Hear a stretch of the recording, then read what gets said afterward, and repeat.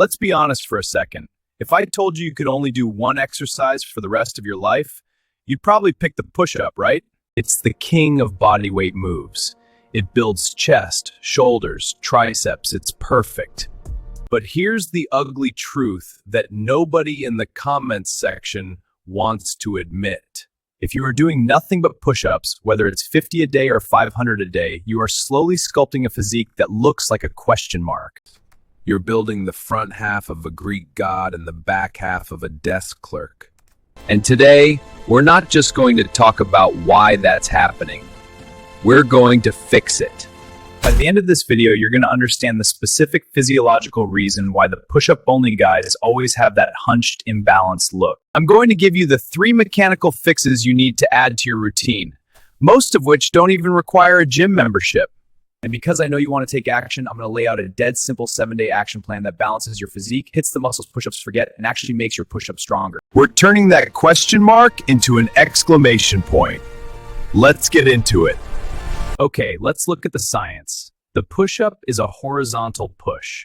It primarily smashes 3 muscle groups: the pecs, your chest, the anterior deltoid, the front of your shoulder, and the triceps. Now, if you do a ton of these, those muscles get tight, strong, and often a little overdeveloped. Sounds great, right? Big chest, strong shoulders. Here's the problem. What muscle groups move in the opposite direction? Your back, your rear delts, your rhomboids, your traps. These are the pull muscles. They pull your shoulders back, they keep your spine upright, and they make your upper back look wide and thick. When you hammer the front and ignore the back, those front muscles get tight. They literally start to pull your shoulders forward. This is what I call push-up posture. You end up with a big chest, but rounded shoulders and a hunchback appearance when you stand relaxed. You look smaller than you are. You're building a suit of armor, but you forgot the back plate. But let's say you don't care about posture. You just want mass. Well, push-ups hit a wall, hard. There's a concept called progressive overload. To make a muscle grow, you need to constantly increase the demand placed upon it. With the bench press, you add 5 pounds. With a dumbbell press, you grab heavier dumbbells. With a push-up, how do you add weight? You can do a harder variation, sure, but eventually you run out of road. You can only move your feet onto a couch for incline or put your feet on a chair for decline. But once you can do 20 clean decline push-ups, then what? You're not getting stronger, you're building endurance. You're turning your muscles into marathon runners. Efficient, but not necessarily big or strong. To build a dream physique, you need that constant tension and increasing load that push-ups just can't provide forever. Here's the third nail in the coffin. Push-ups are a horizontal movement. They work the chest. But a massive part of your dream physique comes from vertical movement. Think about your shoulders. To get those boulder shoulders that pop, you need side delts. That's the muscle on the side of your arm. Push-ups don't hit that at all. To hit the side delt, you need to move your arms up and out to the side. Think lateral raises. Think about your upper back width. To get that V taper, that wide look that makes your waist look small, that's a vertical pull. Look at that. When we gray out what push-ups build, look at everything left. Your entire posterior chain, your side profile, your legs. Push-ups are a great piece of the puzzle, but they aren't the puzzle box. They're like one corner piece. So, how do we fix this without a full gym? You need to implement the Great Reset.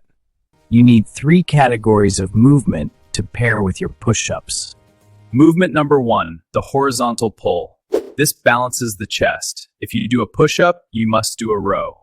Find a table, a sturdy desk, or if you have rings, even better. Get under there, keep your body straight, and pull your chest to the surface. This fires up the rhomboids and rear delts, pulling those shoulders back into place. Movement number 2, the vertical pull. This builds the V-taper. If you have a bar, do pull-ups.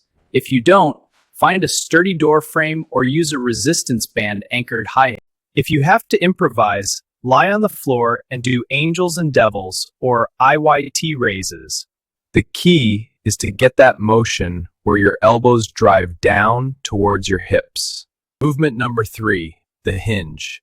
Your legs and glutes are half your body. You cannot skip them. Push-ups don't tax your glutes or hamstrings. You need hip hinge movements. Glute bridges, single-leg Romanian deadlifts holding a backpack full of books, or good mornings. These moves wake up your posterior chain, improve your posture from the ground up, and actually give your lower body the stimulus it needs to grow. All right, before I give you the plan, let's roast the mistakes I see you making so you can stop spinning your wheels. Mistake 1, the T-Rex push-up. You're doing push-ups with your arms straight out like a capital T. This is a one-way ticket to shoulder impingement city. Population, you. Keep those elbows tucked at a 45-degree angle relative to your body. It saves your joints and hits the chest harder. Stop flapping your wings. Mistake number 2, the half-rep hero. You lower your chest 2 inches and call it a day. Look, your muscles don't measure depth by a judge. They measure by tension and stretch. You are cheating yourself out of 80% of the growth. Go deep, chest to the deck, or as close as your mobility allows. Mistake number 3, ignoring the other guys.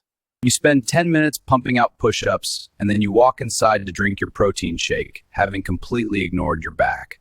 You are actively sculpting an imbalance. If you do 50 push-ups, you owe your body at least 30 solid pulling reps. Mistake number 4, breathing like a drowning man.